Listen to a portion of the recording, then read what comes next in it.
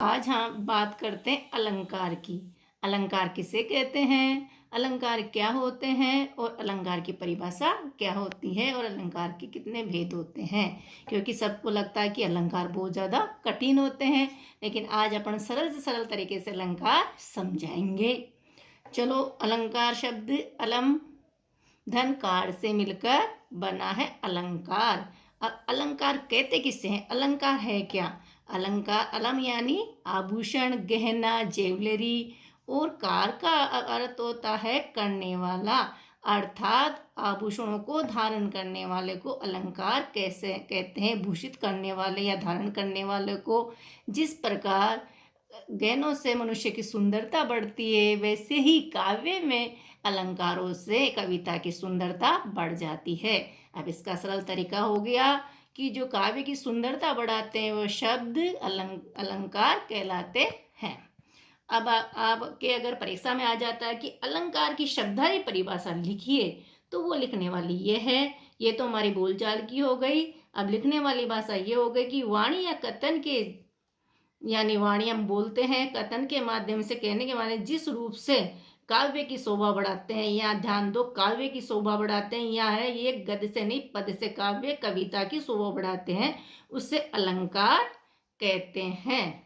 अब दूसरा भी परिभाषा ये है हमारी कि भावों का उत्कर्ष दिखाने, उत्कर्ष यानी प्रभावशाली दिखाने, और वस्तुओं के गुण, रूप और क्रिया को अधिक तीव्र अनुभव कराने के लिए हम अलंकारों का प्रयोग करते हैं। अब आपके समझ में आ गया होगा कि अलंकार किसे कहते हैं? जो काव्य की शोभा बढ़ाते हैं उन शब्दों को अलंकार कहते हैं। और अलंकार आगे एक और कवियों ने कहा, भिन्न विराजती कविता वनिता मित। आचार्यों ने कहा है कि बिना आभूषणों के ना कविता सुंदर लगती है, ना वनिता और ना मित, अर्थात कविता काव्य, वनिता यानी स्त्री, और मित यानी जो हमारा प्रिय होता है, जो प्रेमिका होती है, वो उसमें कहा गया है। आगे हैं अलंकार के कितने भेद होते हैं? अलंकार के 3 भेद होते हैं। शब्द अलंकार, अर्थ अलंकार और उभय अलंकार। शब्द अलंकार शब्दों से, जहाँ शब्दों से काव्य में शोभा बढ़ती हो वहाँ शब्द अलंकार होता है, और जहाँ अर्थ से कविता में शोभा बढ़ती हो वहाँ अर्थ अलंकार होता है, और जहाँ काव्य में शब्द और अर्थ दोनों से शोभा बढ़ती हो वहाँ उभय अलंकार होता है। आ गया समझ में कि शब्द अलंकार शब्द, जहाँ शब्द शब्द से काव्य में चमत्कार उत्पन्न होता हो, जहाँ अर्थ अर्थ से काव्य में चमत्कार उत्पन्न होता हो वो अर्थ अलंकार, जहाँ शब्द और अर्थ दोनों से काव्य में चमत्कार उत्पन्न होता हो वहाँ उभय अलंकार होते हैं। अब बात करते हैं आगे शब्द अलंकार की। हाँ, तो हम आगे चलते हैं क्योंकि वीडियो बड़ा हो जाएगा, तो हम ये शब्द अलंकार, अर्थ अलंकार और उभय अलंकार को आपको समझा दिया, और इसकी परिभाषाएं मैंने वैसे लिख दी है। अगर आपके परीक्षा में आता है कि इनकी परिभाषा बताइए, लिखिए, तो ये हो गई।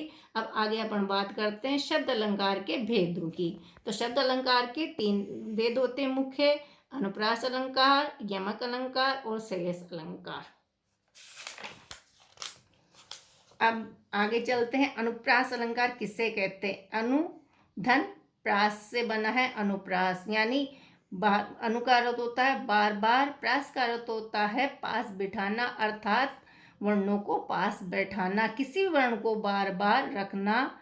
इस प्रकार एक ही वर्ण की बार बार आवृत्ति अनुप्रास अलंकार कहलाती है। हिंदी में हमारे वर्ण होते हैं कितने? 52 वर्ण होते हैं हमारे हिंदी वर्णमाला में। तो उन वर्णों में से कोई सा वर्ण बार बार आता हो वहाँ अनुप्रास अलंकार होता है। अनुप्रास अलंकार के भी 5 भेद होते हैं। अब इसमें कौन कौन से भेद होते हैं? 5 भेद: छेका अनुप्रास, वृत्यानुप्रास, लाटा अनुप्रास और श्रुत्यानुप्रास, और 5वां है अत्यानुप्रास। अब यहाँ बात करते हैं अपन आगे छेका अनुप्रास की। छेका अनुप्रास में एक या एक से अधिक वर्णों की को 2 बार प्रयोग होता है। ध्यान देने की बात यह है, यहाँ अपने अनुप्रास में आया था कि वर्णों की बार बार आवर्ती होती है। यहाँ वर्ण बार बार आते हैं, एक ही वर्ण बार बार आ जाएगा। जैसे च वर्ण, क वर्ण बार बार आ जाएगा, वहाँ अनुप्रास हो जाएगा, पूरा अनुप्रास। अगर इनके भेदों में अपना परीक्षा में आता है कि अनुप्रास में भी कौन सा भेद है ये, तो छेका अनुप्रास में एक वर्ण 2 बार आएगा, इससे ज्यादा नहीं आएगा, वहाँ छेका अनुप्रास होएगा। जैसे कानन कठिन भयंकर भारी, तो यहाँ क की वर्ण की 2 बार आवृत्ति हुई है, यहाँ भय की 2 बार आवृत्ति हुई है, रे की 2 बार आवृत्ति हुई है, तो ये हो गया हमारा 6 का अनुप्रास। 6 से याद रखना है, 6 से छींक से हमारे नाक से संबंध हो गया कि 2 छेद होते हैं, वैसे इसमें भी 2 वर्णों की आवृत्ति होती है। अब बात करते हैं अपन वृत्त अनुप्रास की। अब वृत्त आगे, व्रत का अर्थ होता है गोल, यानी जो एक ही गोल गोल घूमता है, जहाँ एक या एक अनेक वर्णों की आवृत्ति 3 या अधिक बार होती हो, वहाँ वृत्त अनुप्रास होता है। अब दोनों में ध्यान देने वाली बात है, यहाँ पर 2 बार ही होती है या 2-3 बार या 3 से अधिक बार होती हो, वहाँ वृत्त अनुप्रास हो गया। जैसे चारू चंद्र की चंचल किरणें खेल रही है जलथल में, इसमें चैवर्ण की आवृत्ति, चैवर्ण की आवृत्ति और चैवर्ण की आवृत्ति यहाँ 3 बार हो गई। तो जहाँ 2 से अधिक बार होती हो आवृत्ति एक किसी भी वर्ण की, वहाँ हो जाएगा वृत्त अनुप्रास, और जहाँ 2 बार ही होती हो वहाँ हो जाता है 6 का अनुप्रास। तो हम बात करते हैं अब अनुप्रास के तीसरे अलंकार की, लाटानुप्रास। अब लाटानुप्रास में क्या होता है कि शब्द, वहाँ पर होता वर्ण, यहाँ आ गया हमारे शब्द और वाक्य, यानी शब्द और वाक्य 2 या 2 से अधिक बार प्रयोग होता हो, और अगर उनको अलग करें, बांटते हैं, अगर उनका अर्थ निकालते हैं, उनका अर्थ भिन्न निकलता है। अब यहाँ आपको हम समझाते हैं कि किस प्रकार, जैसे पूत सपूत तो क्यों धन संचय, पूत कपूत तो क्यों धन संचय। अब यहाँ पूत है, यहाँ पूत है, दोनों एक ही शब्द है और इनका अर्थ भी पुत्र में निकलेगा, लेकिन अगर इसका अपन पूरे वाक्य का अर्थ निकालें, अगर पूत अच्छा होता हो पुत्र में, तो हमें धन संचित करने की आवश्यकता नहीं रहती, और अगर पुत्र कपूत होता है, यानी किसी का पुत्र अवगुण में होता है, तो उसको धन संचित करने की जरूरत नहीं रहती। यहाँ पुत्र हमारे को धन कमा के देगा और यहाँ कमाया हुआ धन बर्बाद कर देगा, तो दोनों का अर्थ अलग निकल गया, और शब्द एक ही है लेकिन वाक्यों का अलग हो गया। अब आगे चलते हैं श्रुत्य अनुप्रास में। जब श्रुति की आवृत्ति, यानी श्रुति यानी कंठ, तालु, मूर्धा, दंत और होठ से स्थानों से उच्चारण करने पर वर्णों की आवृत्ति हो, बार बार एक ही वर्ग के वर्ण हो, उसे श्रुत्यानुप्रास कहते हैं।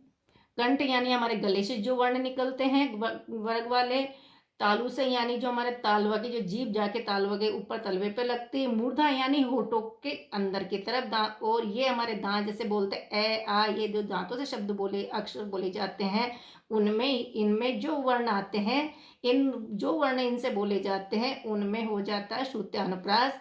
जैसे आगे हम आपको उदाहरण बताते हैं। सीदत निश दिन देखत तुम्हारी नठुराई, तुलसीदास जी श्री कृष्ण उनके लिए, श्री राम जी के लिए कह रहे हैं। तो इसमें त, स, द, न आदि वर्ण दांतों से उच्चारण होने वाले हैं, तो इन वर्णों के जो भी आ जाते हैं, इस वर्ग के जो भी वर्ण आते हैं उसमें श्रुत्यानुप्रास होता है। 5वां अलंकार है अंत्यानुप्रास। इसमें आता है कि छंद और कविता में की पंक्तियों में जो अंतिम स्वरों या वर्णों की जो समानता दिखती है, वह अंत्यानुप्रास होता है। जैसे जिसमें तुकबंदी होती है, जैसे तज प्राणों का मोह आज सब मिलकर आओ, मातृभूमि के लिए वधु बंधुवर अलग जगाओ। अब इसमें जहाँ अंत में जो हमारे दोहे होते हैं, कविता होती है, उसमें अंत्य का अनुवाद, तो अंत में जो वर्ण या शब्द आते हैं जो एक जैसे होते हैं, जैसे यहाँ आओ और यहाँ जगाओ, तो यहाँ दोनों में ओ आ गया, इसको हम तुक भी कहते हैं, तुकबंदी भी कहते हैं। वहाँ हो जाएगा अगर किसी भी आपके काव्य या कविता की आखिरी पंक्तियों में जो शब्द या वर्ण आते हो वो एक जैसे हो दोनों के, तो वह अनंत्यानुप्रास हो जाएगा। आपके समझ में आ गया होगा। अब आगे चलते हैं हम यमक अलंकार में, बात करते हैं यमक अलंकार की। ये है अपने कौन से अलंकार का चल रहा है, शब्द अलंकार ही चल रहे हैं हमारे पास। अब इसमें यमक अलंकार में शब्द की आवृत्ति 2 बार होती है। यमक का अर्थ ही होता है 2 बार, यानी एक शब्द की 2 बार आवृत्ति होती है, लेकिन उनका अर्थ बदल जाता है, दोनों ही बार शब्द का अर्थ बदल जाता है। वहाँ क्या हो जाता है, यमक अलंकार हो जाता है। इसका उदाहरण हम आगे पेश करके बताते हैं। काली घटा का घमंड घटा, 3 बेर खाती थी वह 3 बेर खाती है। अब इसमें आ गया काली घटा, तो यहाँ भी शब्द घटा है और यहाँ भी घटा है, लेकिन यहाँ घटा से हो गया मेघों से, या घटा से हो गया घमंड से, कि काली घटा का घमंड कम हो गया। यहाँ घटा यानी बादलों का काल, और यहाँ 3 बेर खाती थी, वे 3 बेर खाती है। 3 बेर यानी 3 समय खाना खाती थी वो पहले, और अब वो 3 बेर यानी फल ही खाती है। यहाँ फल से है और यहाँ खाना 3 समय से है, तो दोनों में शब्द में अंतर हो गया है। अब हम बात करते हैं, अपने पहले पढ़ाया था लाटानुप्रास। अब उसमें भी आप ये कहोगे कि शब्द ही आया था, 2 बार हुआ था और यहाँ भी शब्द ही आया, लेकिन यहाँ ध्यान दो कि यहाँ पूत और पूत दोनों का अर्थ सेम था, और यहाँ हमारे गठा और बेर का अर्थ भिन्न है। तो ये ध्यान रखना, लाटानुप्रास में शब्द का अर्थ वही रहता है, वाक्य का अगर अर्थ करते हैं अपन तो उसका बदल जाता है, यहाँ शब्द का अर्थ बदल जाता है। शब्द वही रहता है लेकिन उसका अर्थ बदल जाता है। बात करते हैं सेलेस अलंकार की। तो सेलेस का अर्थ ही होता है चिपकना। जहाँ एक शब्द के एक से अधिक अर्थ निकलते हो वहाँ सेलेस अलंकार होता है। यानी ये शब्द है हमारा, ये शब्द है, इसके एक से अधिक अर्थ निकलते हो एक ही शब्द के। एक ही शब्द, जैसे अब आपको उदाहरण बताते ही, एक शब्द यहाँ पानी, अब इसके बहुत सारे अर्थ निकलते हो परिस्थिति के अनुसार, प्रसंग के अनुसार, उससे हम सेलेस अलंकार कहते हैं। जैसे रही मन पानी राखिए, बिन पानी सब सून, पानी गए न उभरे मोती मानस चून। तो अपने पढ़ा है कि एक से अधिक अर्थ निकलते एक ही शब्द के। तो एक ही शब्द वाला ये है, जैसे पानी एक ही शब्द है, यहाँ पर अलग अलग अर्थ निकलते हैं। जैसे उभरे मोती मानस चून, मोती के लिए इसमें पानी का हो गया चमक से, कि मोती की अगर चमक उतर जाती तो वो पत्थर के समान हो जाए, कोई मूल्य नहीं रहता उसका। मानस यानी मनुष्य के लिए पानी का अर्थ है इज्जत, अगर जिस मनुष्य की इज्जत नहीं रहती उसका कोई महत्व नहीं। चून से यहाँ आटे से है कि आटे का महत्व पानी से ही है। अगर अपन आटे में से कोई भी पदार्थ बनाते हैं तो उसमें पानी की आवश्यकता होती है। तो तीनों में, मोती में, मानस में, चून में पानी का अर्थ भिन्न हो गया, तो एक ही शब्द के बहुत सारे अर्थ निकल गए, उससे हम सेलेस अलंकार कहते हैं। हाँ, अब अपना यहाँ तक का आज का वीडियो इतना ही करते हैं। अब शब्द अलंकार करा दिया पूरा, अब अर्थ अलंकार का हम आगे वीडियो बनाएंगे। जब के लिए नमस्कार।